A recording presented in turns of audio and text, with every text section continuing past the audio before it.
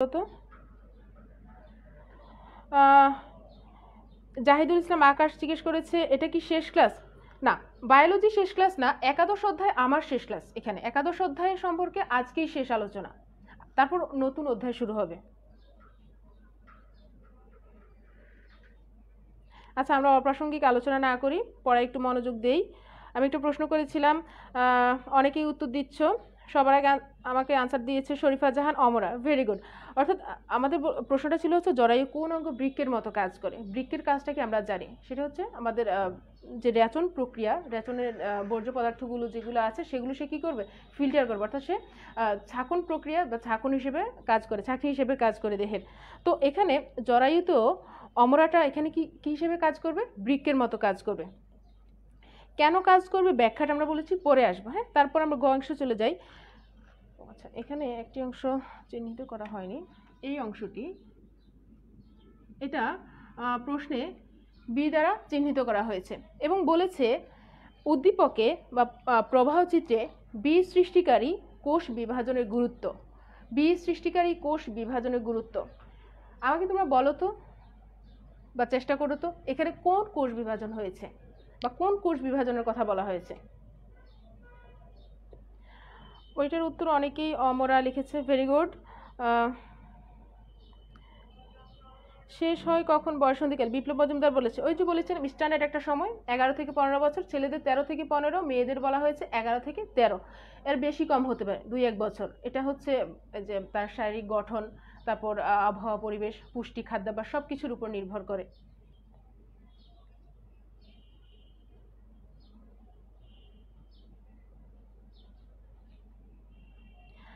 Question অনেক পরে আসতেছে, আফিয়া।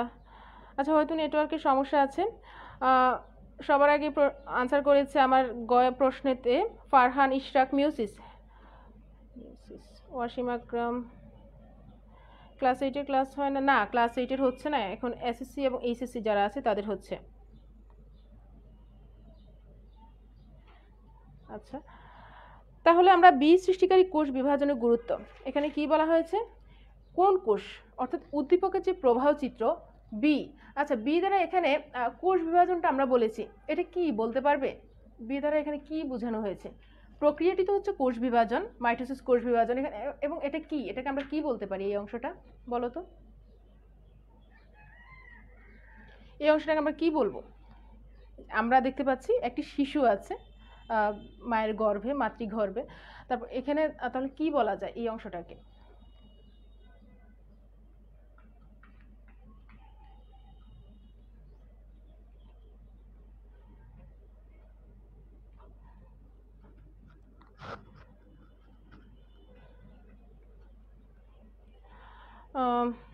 এক পার্টে লিখেছে, আচ্ছা ওটা আনসার হচ্ছে মাইটোসিস, মাইটোসিস কোষ বিভাজনের কারণে। ঠিক আছে, তাহলে আমরা পরে চলে যাচ্ছি। জরায়ু লিখেছে অনেকে। আচ্ছা, এটি মূলত হচ্ছে জাইগোটের পরে সেটা হচ্ছে ভ্রূণ। হ্যাঁ, এটি জরায়ু না, এটা তো হচ্ছে অংশটা মূলত এটা অমরার অংশটা এখানে দেখানো হয়েছে। আচ্ছা, আমরা চলে যাই পরের অংশতে, যে বীজ সৃষ্টিকারী কোষ বিভাজনের গুরুত্ব। তো আমরা এখানে যে উদ্দীপকে প্রবাহ চিত্রে বলবো বীজ সৃষ্টিকারী হচ্ছে এখানে কি, ভ্রূণ গঠিত হয়েছে এবং এখানে কোষ বিভাজন হয়েছে মাইটোসিস, মাইটোসিস প্রক্রিয়ার কথা বলা হয়েছে। তো মাইটোসিস প্রক্রিয়া এখানে সাধারণত যে কিভাবে সৃষ্টি হয়, একটি নিষেকের পর থেকে এখানে যখন শুক্রাণু এবং ডিম্বাণু মিলিত হবে, শুক্রাণু ডিম্বাণু মিলিত হওয়ার পর তারা যে প্রক্রিয়ায় মিলিত হবে ওই প্রক্রিয়াটা হচ্ছে নিষেক, এবং তারা আমাদেরকে পরবর্তীতে যে ফলাফলটা দিবে, তারা তো একসাথে হবে, একসাথে হওয়ার পর আমাদেরকে একটা ফলাফল দিবে, ওই ফলাফলটাই হচ্ছে জাইগোট, এবং এই যে প্রক্রিয়াটি সম্পূর্ণ হবে এখানে এটি হবে মাইটোসিস প্রক্রিয়া। তো বহুকোষী জীবে সাধারণত কি করা হয়, যে জাইগোট নামক একটি মাত্র কোষ থাকে, এটি মাইটোসিস বিভাজনের মাধ্যমে তার কি করে, যে কোষগুলো নতুন কোষের সৃষ্টি করে। অর্থাৎ জাইগোট সে এখানে আমরা পাবো যে ক্লিভেজ যেটি সৃষ্টি হয়, এটি 1টি থেকে 2টি, 2টি থেকে 4টি, 4টি থেকে 8টি, এভাবে মাইটোসিস প্রক্রিয়ার মাধ্যমে বংশবৃদ্ধিটা হয়ে থাকে বা কোষ বিভাজনটা হয়ে থাকে। তো এই প্রক্রিয়ার ফলে বা মাইটোসিস কোষ বিভাজনের ফলে যে কোষগুলো উৎপন্ন হবে, নতুন কোষগুলো উৎপন্ন হবে, তাদের আকার আকৃতি কিন্তু মাতৃকোষের অনুরূপ থাকবে। অর্থাৎ আয়তনগুলো, গুণাগুণ আগের মতো, আগে যেটি ছিল সেটি একই রকম থাকবে। আগের আচ্ছা, আমি একটু কমেন্ট চেক করে নিচ্ছি।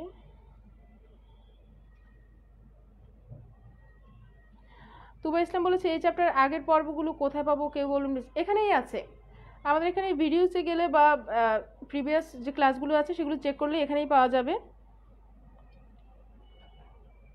আচ্ছা, ফিটাস লিখেছে, এটা কিন্তু ফিটাস না, অনেকেই অনেক রকমভাবে লিখছে। আচ্ছা, তো এখানে যে মাতৃ কোষ যেটি ছিল, এখানে তার মধ্যে আকার আকৃতি একই রকম থাকবে এবং এই প্রক্রিয়ার ফলে যে কোষের নিউক্লিয়াস এবং সাইটোপ্লাজম তার মধ্যে কিন্তু কোনো তারতম্য হবে না। আবার যে পরিমাণগত পার্থক্য সেটি আছে, অর্থাৎ ভারসাম্যটা এখানে বজায় থাকবে। আবার জীবদেহে যদি কোনো ক্ষতস্থান থাকে এটিও কিন্তু এই মাইটোসিস প্রক্রিয়ার মাধ্যমে পূরণ হয়। আচ্ছা, তারপরের প্রশ্ন হচ্ছে ঘ, মানব শিশু সৃষ্টিতে উদ্দীপকের প্রবাহ চিত্রটি বিশ্লেষণ করো। আমরা চলে আসি আমাদের আজকের ক্লাসের মূল অংশে। মানব শিশু সৃষ্টিতে এই যে প্রবাহ চিত্রটি আছে, উদ্দীপকটি আছে, তার গুরুত্ব বিশ্লেষণ করতে বলা হয়েছে। তোমরা ছবিটি একটু ভালো করে খেয়াল করো। এখানে শুক্রাণু ডিম্বাণু দেয়া আছে, নিষেক, জাইগোট, তারপর একটি মানব শিশু দেয়া আছে।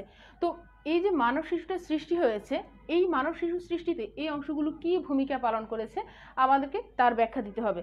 তো এটি আমরা উদ্ভিদের ক্ষেত্রে দেখেছি যে পরাগায়ন হয়, কীভাবে হয়, গর্ভাশয়ে আসে। আমরা ওই দিন একটি গল্পের মাধ্যমে বলেছি, রাজপুত্র রাজকন্যার গল্পের মাধ্যমে বলেছি। আজকেরটাও একটু অন্যরকম। আচ্ছা, গত ক্লাসে একজন প্রশ্ন করেছে যে অন্তনিষেক বহির্নিষেক উদ্ভিদের ক্ষেত্রে অন্তনিষেক বহির্নিষেকটা আমরা আলোচনা করিনি। আজকে এখানে আমরা দেখব অন্তনিষেক বহির্নিষেক কী এবং এই যে প্রক্রিয়াটি হয়েছে এটি মূলত হয়েছে অন্তনিষেকের কারণে। অন্তনিষেক বা ইন্টারনাল যে ফার্টিলাইজেশন এবং বহির্নিষেক হচ্ছে এক্সটার্নাল ফার্টিলাইজেশন। তো এক্সটার্নাল ফার্টিলাইজেশন বা বহির্নিষেক এটি সাধারণত যারা হচ্ছে যে যেমন মাছ এবং আছে হচ্ছে এখানে ব্যাঙ হতে পারে, অর্থাৎ যারা হচ্ছে প্রাণীদেহের বাহিরে যে নিষেকটা সংঘটিত হয় সেটাকেই বলা হয়েছে বহির্নিষেক বা এক্সটার্নাল ফার্টিলাইজেশন। যেমন এখানে কি হয়, এটা পানিতে সংঘটিত হতে পারে। যেমন মাছ, স্ত্রী মাছ, তারা কী করবে, পানিতে ডিমটা ছেড়ে দেয়, তখন আবার সেখানে পুরুষ যে প্রাণীটি আছে সে সেখানে গিয়ে শুক্রাণু ত্যাগ করে, তারপর সেখানে নিষেক হয়।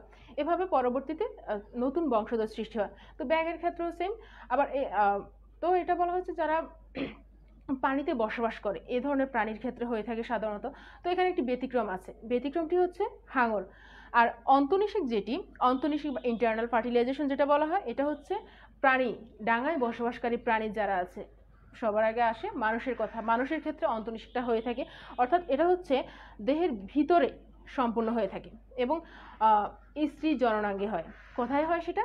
স্ত্রী জননাঙ্গে, স্ত্রী জননাঙ্গে সম্পূর্ণ হয়। তো আমরা এই প্রক্রিয়াটি ব্যাখ্যা করার আগে আমরা একটু শুরু থেকে আসি। আমরা গত ক্লাসে আলোচনা করেছিলাম যে, বলেছিলাম যে রাজপুত্র আসে, তাই তো? মনে করো আমরা এখানে যদি শুক্রাণুটাকে ধরি এভাবে, এটি হচ্ছে শুক্রাণু আর এটি হচ্ছে ডিম্বাণু, তার মধ্যে একটি নিউক্লিয়াস আছে। ডিম্বাণুটি থাকবে নিশ্চল, ডিম্বাণুটি হবে নিশ্চল এবং এটি শুক্রাণু থেকে বড়, শুক্রাণু থেকে বড় হবে ডিম্বাণুটি এবং এটি হচ্ছে নিশ্চল বা স্থির। আর শুক্রাণু যেটি আছে এটি হবে সচল এবং ডিম্বাণু থেকে ছোট। তো আমরা গত ক্লাসে আলোচনা যদি দেখি, রাজপুত্র তার রাজ্যে ছিল, কে এসেছে? 7 সমুদ্র 13 নদী পার হয়ে কে এসেছিল? রাজপুত্র এসেছিল। তাহলে এখানেও সেম, ডিম্বাণু বা এগ যেটি ছিল, ওভাম যেটি, এটি হবে নিশ্চল, এটি স্থির থাকবে। তার কাছে সাঁতরিয়ে কে আসবে? যেহেতু এখানে একটি জলজ মাধ্যম হিসেবে থাকে মানব শরীরে, তাহলে সে সাঁতরিয়ে আসবে। এই সাঁতরিয়ে আসার জন্য তার একটি লেজ থাকে। সে যখন সাঁতরিয়ে আসে, ডিম্বাণুর কাছে আসে, মনে করো যে এভাবে সে চলে আসলো, সে ডিম্বাণুতে প্রবেশ করলো। প্রবেশ করার পরে তার এই যে লেজটি ছিল, এই লেজটি আর তখন থাকবে না। সে সাঁতরিয়ে আসার জন্য বা ডিম্বাণুর কাছে আসার জন্য তার এই লেজটির প্রয়োজন হয়। এটাকে এই লেজটাকে ফ্লাজেলামও কিন্তু বলা হয়। তো এটি কখন হয়? এটি হচ্ছে হাজব্যান্ড ওয়াইফ যখন তাদের ফিজিক্যাল রিলেশনটা হয়, ফিজিক্যাল রিলেশনের মাধ্যমে সাধারণত এটি হয়ে থাকে। তো অর্থাৎ আমরা বলতে পারি যে স্বামী স্ত্রীর দৈহিক যে মিলনটি আছে বা ফিজিক্যাল রিলেশনের মাধ্যমে কিন্তু এই নিষেক প্রক্রিয়াটি সম্পূর্ণ হয়। তো এখানে নিষেক বলতে আমরা শুধু শুক্রাণু এবং ডিম্বাণুর মিলনকে বুঝবো না, এটি অবশ্যই পরিণত শুক্রাণু এবং ডিম্বাণুর মিলনে হতে হবে। অর্থাৎ শুক্রাণু এবং ডিম্বাণু বা এগ এবং স্পার্মটা যদি এটা ম্যাচিউর না হয় তাহলে কিন্তু নিষেক প্রক্রিয়াটা হবে না। তো এখানে এই মিলনটা সাধারণত কোথায় হয়? স্ত্রীর ডিম্বনালীতে। হ্যাঁ, অর্থাৎ শুক্রাণুটা আসে স্ত্রী দেহটা, স্ত্রীর যে ডিম্বাণুর অংশটা এটা এখানে স্থির থাকে। তো ডিম্বাণুর এই মিলনকে বলা হয়েছে কি নিষেক। এভাবেই যে নিষেকটা হয় স্ত্রীর জননাঙ্গে, যে নিষেকটা হয় তাকেই বলা হয়েছে অন্তঃনিষেক। তো অন্তঃনিষেকের মাধ্যমে কি হয় যে ডিপ্লয়েড ক্রোমোজোমের সমন্বয়ে কি হয়, জাইগোট উৎপন্ন হয়। এই নিষেক প্রক্রিয়াটার মাধ্যমে সে জাইগোট উৎপন্ন করে। জাইগোটটা মানে কি? জাইগোটটা মানে হচ্ছে তুমি আমি, অর্থাৎ শিশু, নতুন যে কোষটি হবে অপত্য কোষটি, শিশুটি, মানব শিশু। তো এই সময় নিষিক্ত ডিম্বাণুর যে কোষ বিভাজন বা ক্লিভেজ শুরু হয়। এবার আমরা জানবো ক্লিভেজ মূলত কি, বা ক্লিভেজ বলতে আমরা কি বুঝি, বা ক্লিভেজ প্রক্রিয়াটা কি। আমাদের এখানে শুক্রাণু ডিম্বাণু আমরা দেখেছি। তো প্রথমে মাইটোসিস প্রক্রিয়ার কথা বলেছি। মনে করো যে এটি হচ্ছে একটি ডিম্বাণু। আমরা এটাকে আচ্ছা আরেকটা দিচ্ছি এখানে। এটি হচ্ছে যে জাইগোট, এটি মাইটোসিস প্রক্রিয়ায় বিভাজিত হবে। মাইটোসিস প্রক্রিয়ায় বিভাজিত হয়ে মাতৃকোষের অনুরূপ দুটি কোষ সৃষ্টি করবে। দুটি কোষ, যেহেতু এখানে একটি কোষ ছিল, বিভাজিত হয়ে কয়টি কোষের সৃষ্টি করবে? দুটি কোষ। এটি হচ্ছে আমরা প্রথম ক্লিভেজ বলতে পারি। ক্লিভেজের সংজ্ঞাটা আমি একটু পরে দিব। এটি হচ্ছে প্রথম ক্লিভেজ। তারপরে এটি মাইটোসিস প্রক্রিয়া আবারও বিভাজিত হবে। বিভাজিত হয়ে সে দুটি থেকে এবার কয়টি কোষ উৎপন্ন করবে? চারটি কোষ।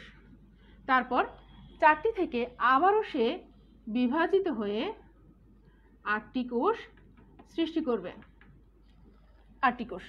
তাহলে প্রথম ক্লিভেজ, দ্বিতীয় ক্লিভেজ, এবং আমরা এই অংশটাকে বলতে পারি তৃতীয় ক্লিভেজ। এটি হয়ে থাকে সাধারণত অর্থাৎ যে এই যে প্রথম ক্লিভেজটা আছে এটি হয়েছে 36 ঘন্টা পর। আচ্ছা, জাইগোট থেকে মাইটোসিস প্রক্রিয়ায় প্রথমে দুটি কোষ, আবারও বিভাজিত হয়ে চারটি, চারটি থেকে হলো 8টি, 8টি আবার বিভাজিত হয়ে কয়টি কোষ সৃষ্টি করবে?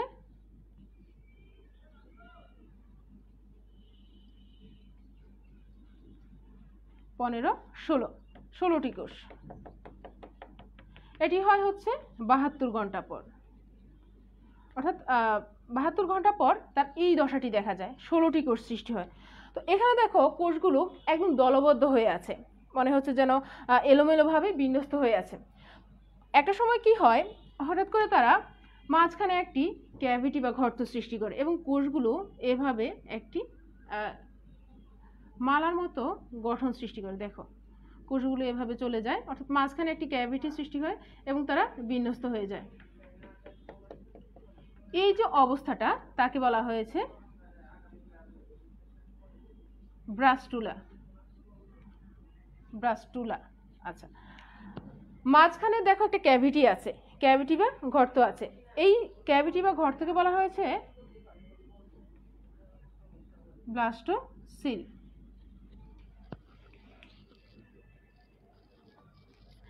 আচ্ছা, আমি একটু কমেন্ট চেক করে নিচ্ছি আবারও, কারো কোনো প্রশ্ন আছে কিনা।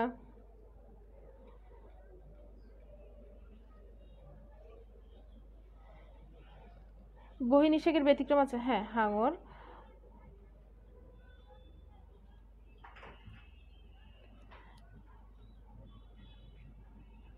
আচ্ছা, ব্লাস্টোসিল হচ্ছে এখানে মাঝখানে যে ক্যাভিটি বা গর্তটা আছে এটি হচ্ছে ব্লাস্টোসিল, আর এই দশাটা হচ্ছে ব্লাস্টুলা। এবং প্রতিটি যে কোষগুলো আছে প্রতিটি কোষকে আলাদা বলা হয়েছে ব্লাস্টোমিয়ার।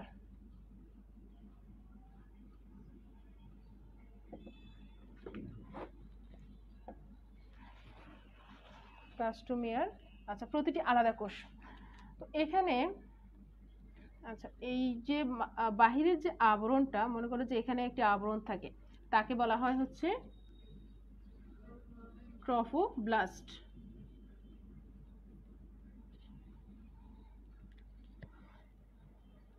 আর এই যে আচ্ছা আমি সরি একটা অংশ বাদ দিয়েছি, এটা নামটা আমার লিখতে মনে ছিল না। এই যে 8টি কোষ 16টি কোষ যখন হবে 8টি কোষ থেকে, তখন এই দশাটাকে বলা হচ্ছে মরুলা, অর্থাৎ ক্লিভেজ, তারপর মরুলা থেকে হচ্ছে ব্রাস্টুলা, তারপর গ্যাস্ট্রুলা আছে, অনেকগুলো পর্যায়ে আছে, এগুলো সম্পর্কে বিস্তারিত তোমরা এসএসসিতে পাবে। আমি আজকে শুধু এই প্রশ্নটার আলোকে আলোচনা করছি। আচ্ছা, তো এখানে দেখো এই সম্পূর্ণ অংশটাকে বলা হচ্ছে ব্রাস্টুলা, আর এই যে প্রতিটি কোষ আলাদা আলাদা যেই কোষটি তাকে বলা হয়েছে, অর্থাৎ প্রতিটি কোষকে আলাদা করে বলা হচ্ছে ব্লাস্টোমিয়ার, মাঝখানে যে ক্যাভিটি বা গর্তটা আছে তাকে বলা হচ্ছে ব্লাস্টোসিল, এবং এর চারপাশে একটি আবরণ আছে, এমন একটি আবরণ আছে, এই আবরণটাকে বলা হচ্ছে ট্রফোব্লাস্ট বলা হয়। তো এখানে এই যে ব্রাস্টুলাটা বা ডিম্বাণুটা প্রতি মাসেই কিন্তু যে একটি করে ডিম্বাণু সৃষ্টি হয়, এবং একটি করে ডিম্বাণু নির্দিষ্ট সময় পরপর কি হয়, নষ্ট হয়ে যায়, অর্থাৎ প্রতি মাসেই একটি করে ডিম্বাণু সৃষ্টি হয় বা একটি করে ডিম্বাণু নষ্ট হয়ে যাচ্ছে। কেন নষ্ট হচ্ছে? যেহেতু সে পরিণত কোনো শুক্রাণু পাচ্ছে না, সেজন্য ওই ডিম্বাণুটি নষ্ট হয়ে যায়। যদি পরিণত কোনো শুক্রাণু পায়, শুক্রাণু পেলে সে কি করবে, নিষেক প্রক্রিয়া অর্থাৎ নিষেক প্রক্রিয়াটা ঘটাবে সে, এবং নিষেক থেকে জাইগোট অর্থাৎ পরবর্তী ভ্রূণ সৃষ্টির প্রক্রিয়াটা শুরু হবে। কিন্তু তো একটি যে ডিম্বাণু প্রতি মাসে কিন্তু সৃষ্টি হচ্ছে, এবং এই যে ডিম্বাণুটি সৃষ্টি হচ্ছে তার যদি আমরা বলে থাকি যে এক্সপায়ারি ডেট, সেটি হচ্ছে 1 মাস। হ্যাঁ, 1 মাস পর পর এটি নষ্ট হয়ে যায় বা দেহ থেকে নির্গত হয়ে যায়। কেন নির্গত হয়ে যায়? কারণ সে পরিণত কোনো শুক্রাণু পাচ্ছে না, সেজন্য নিষেক প্রক্রিয়াটা এখানে সম্পূর্ণ হয় না। তো আচ্ছা, আমরা এখানে এই অংশটা বাদ দিই, পরের অংশটা আমরা একটু দেখাচ্ছি যে পরবর্তীতে কি হয়। তো এই ব্লাস্টুলাটা কোথায় যাবে? হ্যাঁ, আচ্ছা, জরায়ুর গঠনটা একটু আঁকার চেষ্টা করছি।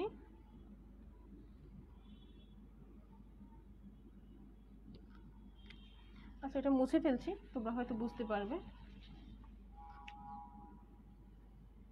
এটি হচ্ছে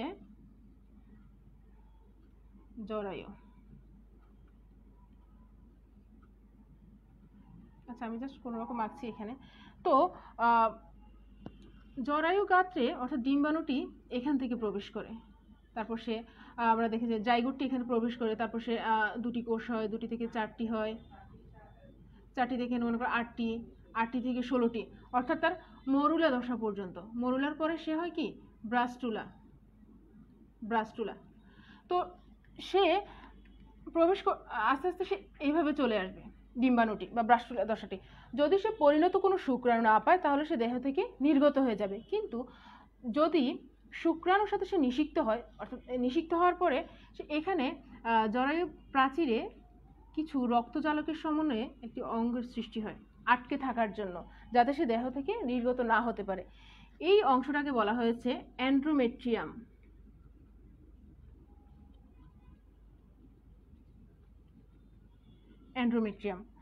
তাহলে সে এখানে আসলো, এসে এন্ড্রোমেট্রিয়ামে পতিত হলো। আমরা এই অংশটা দেখাচ্ছি না। এন্ড্রোমেট্রিয়ামে যখন পতিত হয়, অর্থাৎ সেখানে আটকে যায়, এন্ড্রোমেট্রিয়ামে আটকে যাওয়ার পরে কিন্তু তার পরবর্তী যে কার্যাবলী শুরু হয়। আর যদি সে নিষিক্ত না হয় তাহলে কিন্তু সে দেহ থেকে নির্গত হয়ে যাবে। তো এখানে এন্ড্রোমেট্রিয়াম যে আটকে যাবে, এই অংশটাকে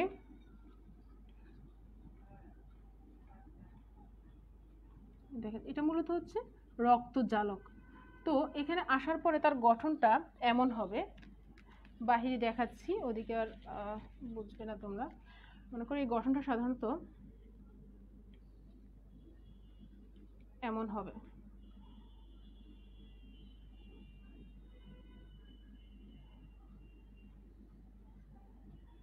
এমনভাবে একটা গঠনের সৃষ্টি হবে।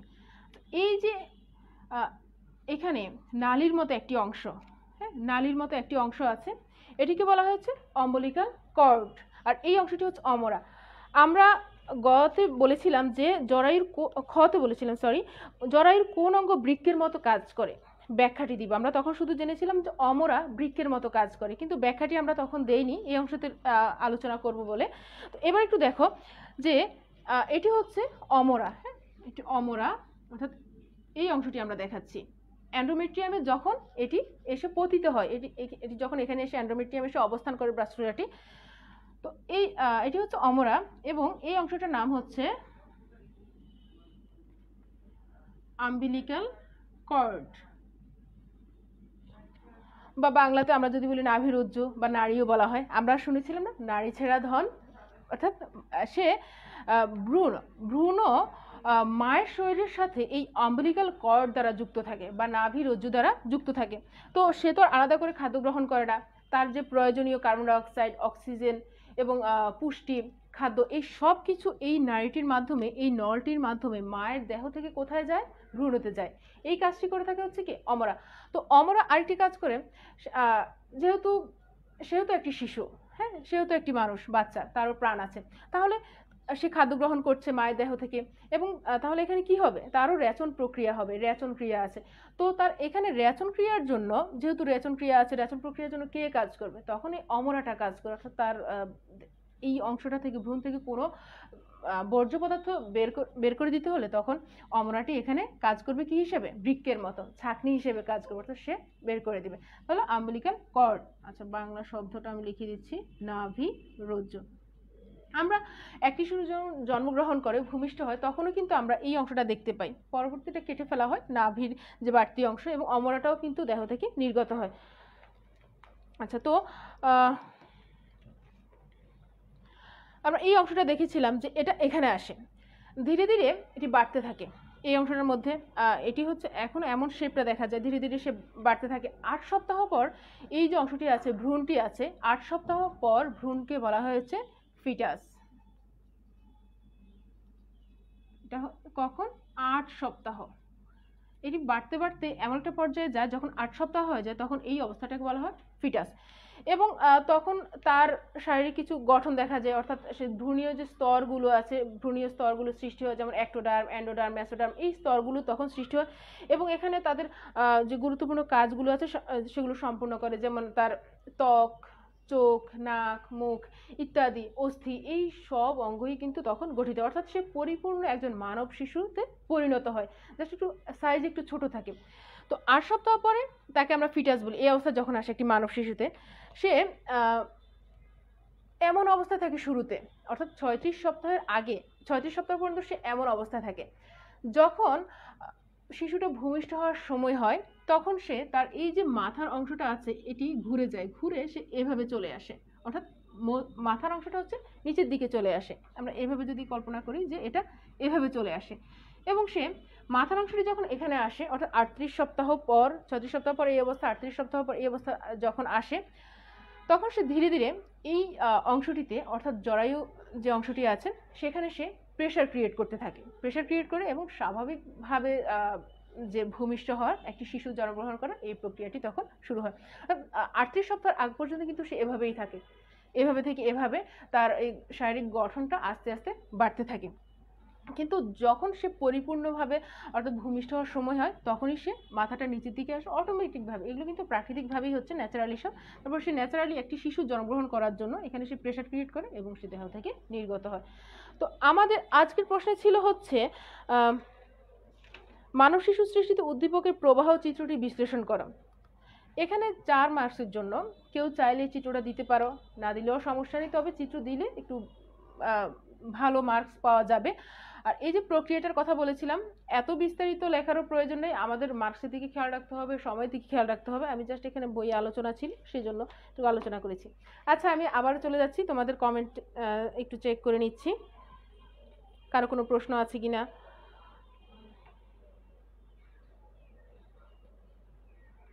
আচ্ছা, অমরা থেকে গোনাডোট্রপিন ও প্রজেস্টেরন হরমোন স্থিত। আচ্ছা, আমি হরমোন সম্পর্কে আলোচনা করিনি এখনো, হরমোন অংশটা আছে। তখন কি তার আঙুল থাকে? কার? অবশ্যই থাকবে। একটি মানব শিশু যখন জন্মগ্রহণ করে তখন কেমন থাকে? সে সবই থাকে, তবে ছোট থাকে সাইজে। আচ্ছা, আমাদের এখানে আরেকটি অংশ আছে, সেটি হচ্ছে এখানে এইডস সম্পর্কে আলোচনা করা হয়েছে। এইডস থেকে এতদিন প্রশ্ন আসেনি হয়তো, যেহেতু আমাদের সংক্ষিপ্ত সিলেবাস ছিল না, আমাদের পাঠের অনেক কিছু ছিল পাঠের মধ্যে, তো এতদিন এখান থেকে তেমন প্রশ্ন আসেনি। কিন্তু এখন এই অংশটা বাদ দেওয়া যাবে না, এই অংশটা আমরা এখানের প্রশ্নগুলো যেমন আসে, যেমন দেখাচ্ছি,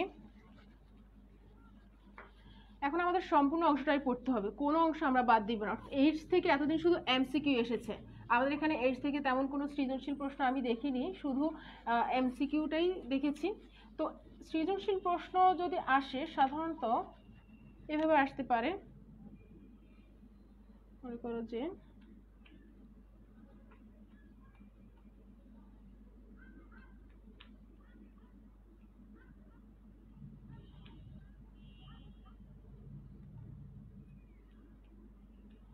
এমন একটি গঠন দেয়া থাকতে পারে।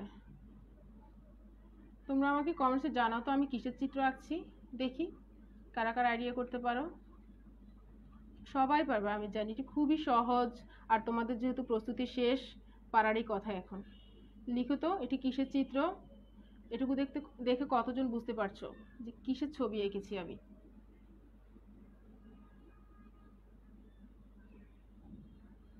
এবং ভিতরে আরো কিছু অংশ থাকে। আচ্ছা, বলা হয় যে মনে করো এটি চিত্র X, X Y Z something, যে কোনো কিছু দিয়ে এটি চিহ্নিত করা থাকতে পারে। প্রশ্নটা আসতে পারে এরকম যে চিত্র এক্স দ্বারা সংক্রমিত রোগ প্রতিরোধে তোমার করণীয় কি, অর্থাৎ এই জীবাণুটি দ্বারা কি রোগ হতে পারে এবং এই রোগটি হলে আমার এর থেকে কিভাবে প্রতিকার পেতে পারি বা প্রতিরোধ করতে পারি। আমি একটু কমেন্ট চেক করে নিচ্ছি, এটি কিসের চিত্র বলো। কেউ লিখেছে এইডস, না এটি তো এইডস না, একদম এক্স্যাক্টলি আমি আনসারটা জানতে চাচ্ছি। রিজওয়ান, ভেরি গুড, রিজওয়ানটা সঠিক হয়েছে, এইচআইভি ভাইরাস। হ্যাঁ, এটি হচ্ছে এইচআইভি ভাইরাসের চিত্র। তাহলে এইচআইভি ভাইরাসের কারণে বা এই ভাইরাসটি কোন রোগ সৃষ্টি করে, এইডস রোগ সৃষ্টি করে। হ্যাঁ, রোগটি হচ্ছে এটি হচ্ছে এইচআইভি, হ্যাঁ এইচআইভি ভাইরাস। আচ্ছা, ভিতে ভাইরাস, আর এটি কোন রোগ সৃষ্টি করে, এইডস রোগ সৃষ্টি করে। তো যদি বলে এই রোগ প্রতিরোধে আমাদের কিভাবে, আমার করণীয় কি, আমরা কিন্তু জানি যে এইডস একটি ঘাতক ব্যাধি। কেন ঘাতক ব্যাধি বলা হয়েছে, কারণ এর এখনো সুনির্দিষ্ট কোনো চিকিৎসা আবিষ্কৃত হয়নি। এর থেকে পরিত্রাণের একমাত্র উপায় হচ্ছে সচেতনতা, অর্থাৎ আমরা সচেতন থাকলে বা আমরা কিছু নিয়ম মেনে চললে আমরা এর থেকে পরিত্রাণ পেতে পারি। এছাড়া যেহেতু এটি ঘাতক ব্যাধি বলা হয়েছে, মরণ ব্যাধি, কারণ এটি আমাদের দেহের রোগ প্রতিরোধ ক্ষমতা নষ্ট করে দেয়। যদি কেউ এইচআইভি ভাইরাস আক্রান্ত হয় তাহলে ওই ব্যক্তির শরীরের তার দেহের যে রোগ প্রতিরোধ ক্ষমতাটি আছে সেটি নষ্ট হয়ে যায়। এজন্য এটি অর্থাৎ রোগ প্রতিরোধ ক্ষমতা নষ্ট হয়ে গেলে স্বাভাবিকভাবে সুস্থ হওয়ার আর কোনো সম্ভাবনা থাকে না। তো এর কিছু কারণ আছে, যেমন এইডস আক্রান্ত পুরুষ বা মহিলার মধ্যে যদি আনসিকিউর্ড কোনো পপুলেশন হয় তার মাধ্যমে কিন্তু এইডস রোগ ছড়াতে পারে। আবার দেখা যায় যে ব্লাড, তারপর সিমেন, তারপর আছে হচ্ছে আর কি থাকতে পারে, আচ্ছা লালা ইত্যাদির মাধ্যমে এই রোগটা ছড়ায়। মূলত এই তিনটা জিনিস, ব্লাড হতে পারে, তারপর লালা আছে, সিমেন আছে, এই তিনটা। আর এর মধ্যে দেখা যাচ্ছে অনেক সময় যে প্রেগনেন্সির কারণে ব্লিডিং হতে পারে, তারপর মেজর কোনো অপারেশনের কারণে ব্লিডিং হতে পারে, অ্যানিমিয়া, থ্যালাসেমিয়া, ক্যান্সার, এবং আছে হচ্ছে কোনো বড় কোনো অ্যাক্সিডেন্ট হয়, অ্যাক্সিডেন্টের কারণে যদি ব্লিডিং হয় তখন দেখা যায় কারো রক্তের প্রয়োজন হতে পারে। তো কোনো সুস্থ ব্যক্তি যদি এইডস আক্রান্ত কোনো ব্যক্তি থেকে রক্তটি গ্রহণ করলে সেও এইডসে আক্রান্ত হতে পারে। আবার দেখা যাচ্ছে কি, বাবা যদি এইডসের বাহক হয়, সন্তান কিন্তু এইডস আক্রান্ত, ততক্ষণ পর্যন্ত সন্তান এইডস আক্রান্ত হবে না, এটি ছোঁয়াচে রোগ নয়। যদি বাবা মায়ের মতো পপুলেশন হয় তখন যে গর্ভের সন্তানটি বা নতুন যে শিশুটি ভূমিষ্ঠ হবে সে এইডসে আক্রান্ত হবে। আবার মায়ের থেকে ব্রেস্ট ফিডিংয়ের মাধ্যমে কিন্তু নবজাতকটি বা শিশুটি এইডসে আক্রান্ত হতে পারে। আবার অনেক সময় দেখা যায় কি, সূচ, তারপর দন্ত চিকিৎসা ব্যবহৃত যে যন্ত্রপাতিগুলো আছে, বা সেলুনে একই ব্লেড দিয়ে অনেকেই যখন ব্যবহার করে একাধিক ব্যক্তি, তখনও কিন্তু এইডসটা ছড়াতে পারে। তো আমরা সাধারণত এই যে এতক্ষণ কারণগুলো বললাম, এই কারণগুলো থেকে আমরা সচেতন থাকবো, অর্থাৎ অন্যের ব্যবহৃত সূচ, সিরিঞ্জ, তারপর ব্লেড আমরা ব্যবহার করবো না। তারপর আছে হচ্ছে রক্ত নেওয়ার সময় অবশ্যই টেস্ট করে নিব যে যেই ব্যক্তি থেকে রক্তটি নিচ্ছি তার এইচআইভি ভাইরাসটি তার দেহে আছে কিনা। এটি সাধারণত আমাদের শ্বেত রক্তকণিকার ক্ষতি করে থাকে। তো এর মধ্যে এইডস আক্রান্ত ব্যক্তি যে আমরা সচেতন থাকলেই হবে বা লক্ষণ দেখলেই তো বুঝতে পারবো না, এটি যখন কেউ এইচআইভি ভাইরাসে আক্রান্ত হয়, তার সাধারণত 6 মাস পরে লক্ষণ দেখা দেয়। 6 মাস পরে। এবং 6 মাস পরে যখন লক্ষণটি দেখা দিবে এটি কিন্তু খুব সামান্য থাকে, একদম বোঝার কোনো উপায় নেই যে সে এইচআইভি ভাইরাসে আক্রান্ত হয়েছে। পরবর্তীতে এবং কিছুদিনের মধ্যেই এই তার যে লক্ষণগুলো দেখা দিবে, মৃদু যে লক্ষণ বা হালকা যে লক্ষণগুলো থাকবে, পরবর্তীতে সেটি আবার মিলিয়ে যাবে এবং কয়েক মাস পর থেকে কয়েক বছর পর্যন্ত রোগীকে মনে হবে যে সে সুস্থ, সে আসলে এইচআইভি ভাইরাসে আক্রান্ত হয়েছে, এটা বোঝার কোনো উপায় নেই।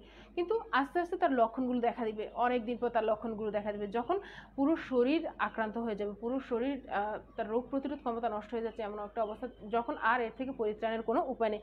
তো লক্ষণগুলো সাধারণত এমন হয় যে দ্রুত রোগীর ওজন কমতে থাকে, যে 1 মাসের বেশি সময় ধরে জ্বর থাকে, জ্বর ভাব থাকে এবং তার খুসখুসে কাশি হতে পারে, তার তো শরীরের ওজন কমে এবং তার দেখা যাবে ত্বক সবসময় কি সারা দেহে চুলকানি হয়, মুখমণ্ডল, চোখের পাতা ফুলে যায়, গাঢ় এবং বগলে ব্যথা হয় ইত্যাদি লক্ষণগুলো দেখা দেয়। তো এই লক্ষণগুলো দেখা দিলে এরপর আর আসলে আমাদের কিছু করার নেই। এইচআইভি ভাইরাস এটি আমরা এজন্যই তাকে ঘাতক ব্যাধি বলা হয়, যে কেউ যদি এইচআইভি ভাইরাসে আক্রান্ত হয় বা এইডস রোগ হয় তাহলে তার মৃত্যু অনিবার্য, এটি বলা হয়। এবং সারা পৃথিবীতে কিন্তু অনেক লোক এইচআইভি ভাইরাসে আক্রান্ত, তার মধ্যে নারীদের সংখ্যাই বেশি।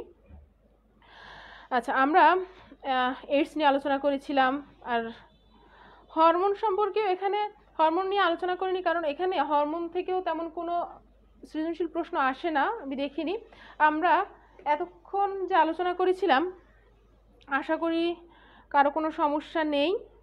তো চলো আমরা এবার কিছু কুইজ প্রশ্ন দেখি কে কেমন পারছো, কুইজের আনসার করতে পারো কিনা।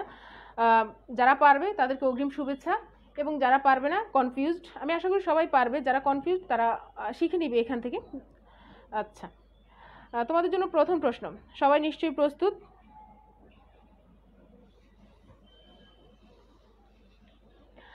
প্রথম প্রশ্ন হচ্ছে, বৃদ্ধি উদ্দীপক হরমোন এবং উৎপাদক হরমোন নিঃসৃত হয় কোন গ্রন্থি থেকে?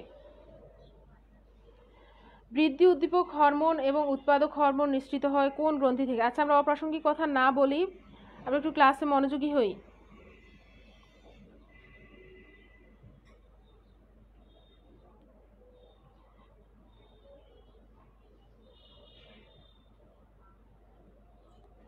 ম্যাম, কারো রক্ত আমাদের রক্তের সংস্পর্শে না আসলে কি এইডস হতে পারে? না, এটি হবে না যতক্ষণ পর্যন্ত কারো রক্ত এইচআইভি ভাইরাস আক্রান্ত কোনো ব্লাড আমাদের শরীরে প্রবেশ করবে না ততক্ষণ পর্যন্ত হবে না, এটি ছোঁয়াচে রোগ নয়।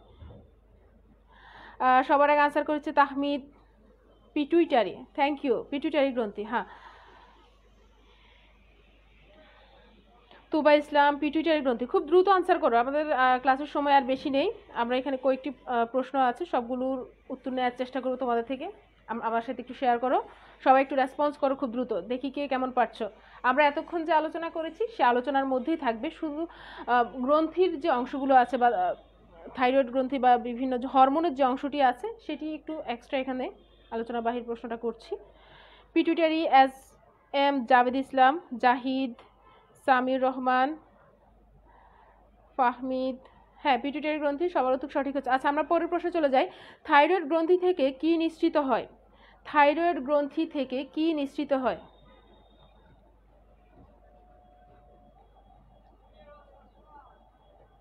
থাইরয়েড গ্রন্থি থেকে কি নিঃসৃত হয়?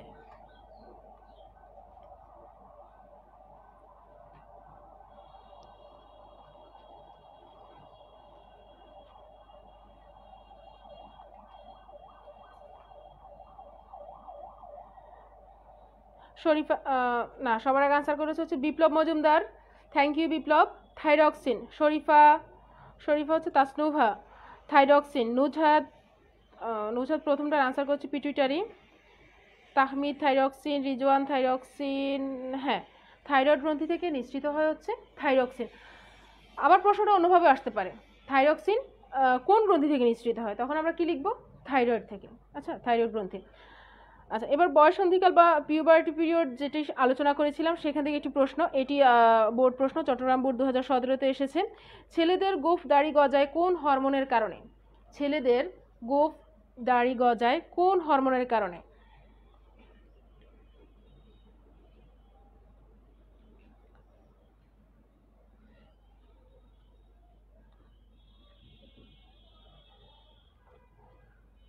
প্রশ্ন 3, আবারও সবার আগে আনসার করেছে হচ্ছে বিপ্লব মজুমদার। আমি বলেছিলাম কোন হরমোনের কারণে, বিপ্লবের আনসারটা ভুল হয়েছে। ইরফান আগেরটা আনসার করছে। দীপান্বিতা রায়, দীপান্বিতাটা সঠিক হয়েছে। ঐশ্বর্য মাধুরিয়া, বয়স পরে আসে। আমার এখানে তো নেটওয়ার্কের প্রবলেম নেই, তোমার এখানে হয়তো থাকতে পারে। আচ্ছা একটু শুনে নাও তারপরেও। রিজওয়ান, টেস্টোস্টেরন ও অ্যান্ড্রোজেন, আচ্ছা দুটি লিখছে। তাহমিদ, ছেলেদের গোঁফ দাড়ি গজায় হচ্ছে টেস্টোস্টেরন হরমোনের কারণে। প্রশ্ন 4, জরায়ুর সংকোচন নিয়ন্ত্রণ করে কোন গ্রন্থি? জরায়ুর সংকোচন নিয়ন্ত্রণ করে কোন গ্রন্থি? এগুলো ম্যাক্সিমামই কিন্তু বোর্ড কোশ্চেন, তোমরা একটু মনোযোগী হয়ে আনসারগুলো দাও।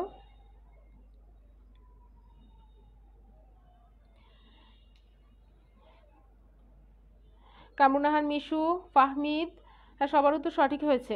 পরের প্রশ্নটার আনসার দাও।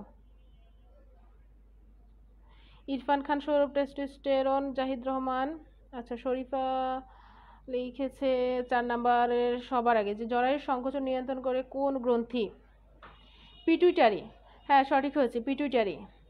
জামাল উদ্দিন, সাবরিন, আফিয়া, সামিউর, পিটুইটারি, হ্যাঁ। আচ্ছা পরের প্রশ্ন চলে যাই। শুক্রাশয় হতে কোন হরমোন নির্গত হয়? যেহেতু আমরা হরমোনের অংশটা আলোচনা করিনি এবং এখানে আমার তেমন কিছু বাদ দেওয়ার সুযোগ ছিল না, ম্যাক্সিমাম বোর্ড প্রশ্ন। শুক্রাশয় হতে কোন হরমোন নির্গত হয়? এটিও চট্টগ্রাম বোর্ড 2019-এ এসেছে। আনসার দাও সবাই। প্রশ্ন 5,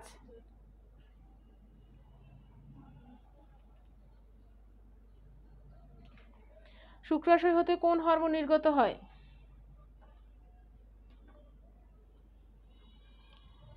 টেস্টোস্টেরন আর অ্যান্ড্রোজেন। টেস্টোস্টেরন, জামাল, ইরফান, নুজহাত, ফাহমিদ, বিপ্লব। তো সবার উত্তরই সঠিক হচ্ছে। ইরফান খান, সৌরভ, অমরা লিখছে কেন? না এখানে এটি ভুল হয়েছে, এটার উত্তর হচ্ছে অ্যান্ড্রোজেন। তারপর আমরা চলে যাচ্ছি কুমিল্লা বোর্ড 2019-এ এসেছে। আমরা যে বয়সন্ধিকালীন থেকে আলোচনা করেছি, তো বয়সন্ধিকালের কত বছর পর মেয়েরা প্রজনন ক্ষমতা লাভ করে? এটি একটি বোর্ড প্রশ্ন। বয়সন্ধিকালের কত বছর পর মেয়েরা প্রজনন ক্ষমতা লাভ করে?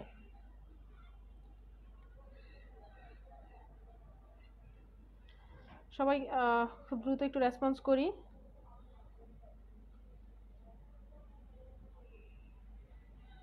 সবার আগে আনসার করেছে হচ্ছে Sharifa. Very good, thank you Sharifa. 1 থেকে 2 বছর পর। কামরুনাহান, মিশু, হ্যাঁ তোমারটা সঠিক হয়েছে। 1 থেকে 2 বছর পর। আচ্ছা তো এই যে বয়সন্ধিকালের 1 থেকে 2 বছর পর মেয়েরা প্রজনন ক্ষমতা লাভ করে, এটি কিন্তু 40 থেকে 50 বছর পর্যন্ত চলে, তোমরা জানো নিশ্চয়ই।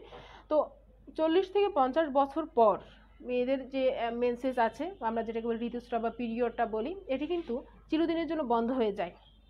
খুবই ইম্পর্টেন্ট একটি প্রশ্ন। 40 থেকে 50 বছর পর মেয়েদের মেন্সেস বা পিরিয়ড যেটি আছে এটি চিরদিনের জন্য বন্ধ হয়ে যায়। ওই সময়টাকে কি বলে? ওই বন্ধ যখন হয়ে যায় ওই অবস্থাটাকে কি বলে? এটি ইংলিশ এবং বাংলা দুটিই আসে পরীক্ষায়, দুটি অপশন দেওয়া থাকে, দুভাবেই আসতে পারে। হ্যাঁ দীপান্বিতা সঠিক হয়েছে। দীপান্বিতা, ফাহমিদ, হাসান, নাদিয়া, জাহিদ, ইরফান, শরীফা সঠিক উত্তর দিয়েছে সবাই। ম্যানোপজ বা রজনিবৃত্তি কাল, অর্থাৎ 40 থেকে 50 বছর পর মেন্সেসটি আর থাকে না, এই অবস্থাকে বলা হয় ম্যানোপজ বা রজনিবৃত্তি কাল।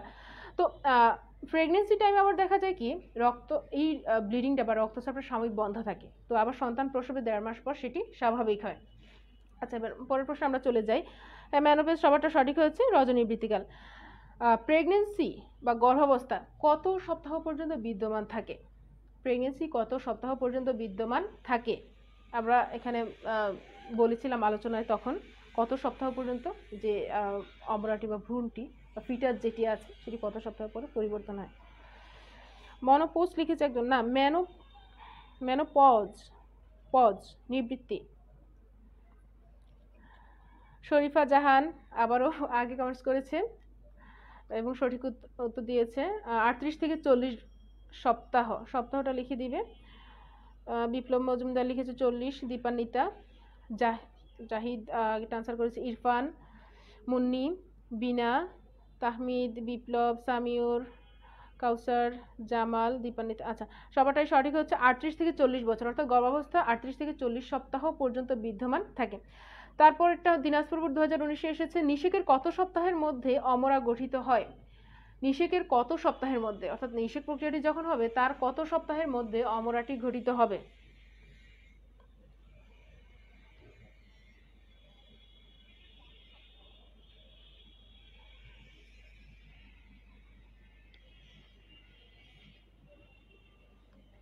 নিষেকের কত সপ্তাহ পর অমরা গঠিত হয়? আবারও শরীফা সবার আগে অ্যান্সার করেছে 12 সপ্তাহ। Thank you Sharifa. সামিউর রহমান 12, মুন্নি 30 লিখেছেন না, বিপ্লব 12, নাদিয়া কমেন্টস বুঝতে অনেক কোশ্চেন না শোনার আগে আনসার বলে দিচ্ছে, বাট কিভাবে প্রশ্ন না শোনার আগে কিভাবে আনসার বলবে? নেটওয়ার্কের প্রবলেমের কারণে হয়তো সাউন্ডটা পরে যাচ্ছে। মাসুদ রানা সে আগেরটা আনসার করেছে। আচ্ছা, নিষেকের কত সপ্তাহের মধ্যে অমরা গঠিত হয়? এটি হচ্ছে 12 সপ্তাহ। পরের প্রশ্ন যাচ্ছি, কত সপ্তাহের পরে ভ্রূণকে ফিটাস বলে? এটিও খুব ইম্পর্টেন্ট একটি প্রশ্ন। কত সপ্তাহের পরে ভ্রূণকে ফিটাস বলে?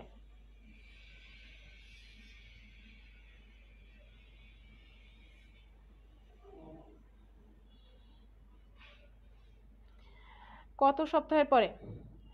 রেদওয়ান কমেন্টস করেছে 8 সপ্তাহ। হ্যাঁ, সঠিক হয়েছে। দেখি আর কি সঠিক আনসার দিতে পারছে। কত সপ্তাহের পরে ভ্রূণকে ফিটাস বলে? এখনও অনেকেই আগেটার আনসার করছে। 8 সপ্তাহ। রিজওয়ান, মুন্নি, ওয়াসিম, দীপান্বিতা। আচ্ছা, এবার আমরা এইডস অংশটিতে চলে যাচ্ছি। আমাকে এইডসের পূর্ণরূপটি লিখে দাও। এইডস, এটি প্রায় আমরা পরীক্ষায় দেখি, হতে পারে এটি ক অংশে আসতে পারে অথবা এমসিকিউতে আসে। এইডসের পূর্ণরূপ কি? এইডস এর পূর্ণরূপ একটু সময় লাগবে লিখতে, তারপরে চেষ্টা করো সবাই।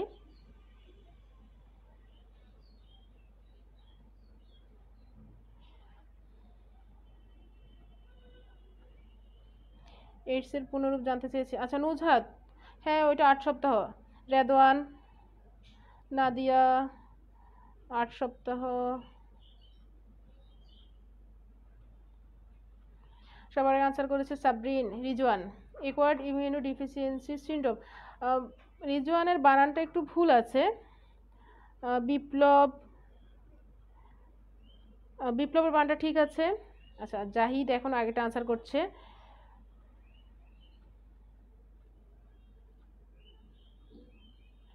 সামিউর তারটাও ঠিক আছে। অনেকেই একটু বানানটা একটু খেয়াল রাখবে সবাই। বানানটা ভুল হলে কিন্তু একটি লেটারও যদি এখানে ভুল থাকে তাহলে সেটা ভুল তো ভুলই, আমরা এখানে মার্কস দিতে পারবো না। খাদিজাতুল সোনিয়া ঠিক আছে। খাদিজা, দীপান্বিতা তারটাও সঠিক। তাহমিদ সঠিক আনসার করেছে। জামাল সঠিক আনসার করেছে। ইশরাক সবারটাই সঠিক। আচ্ছা, বর্তমানে বিশ্বে কত লোক এইডসে আক্রান্ত? পরের প্রশ্ন, বর্তমানে বিশ্বে কত লোক এইডসে আক্রান্ত? আমরা জানি যত সংখ্যক লোক এইডসে আক্রান্ত তার মধ্যে 40% হচ্ছে নারী। আমি একটা অংশ আনসার বলে দিয়েছি, 40% হচ্ছে নারী।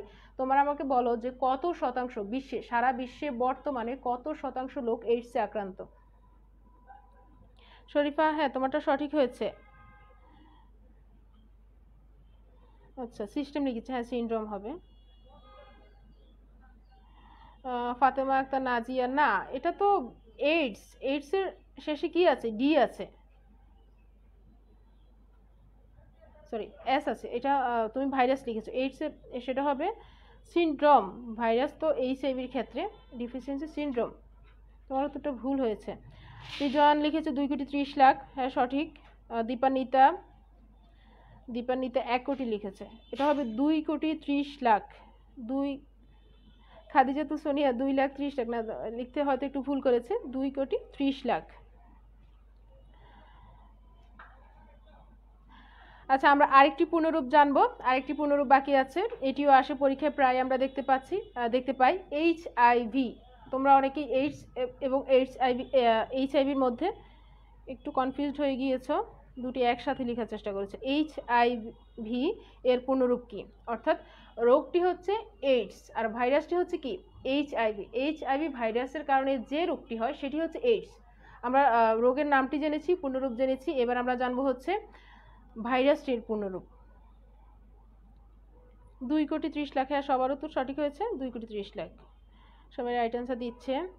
Human immunodeficiency virus.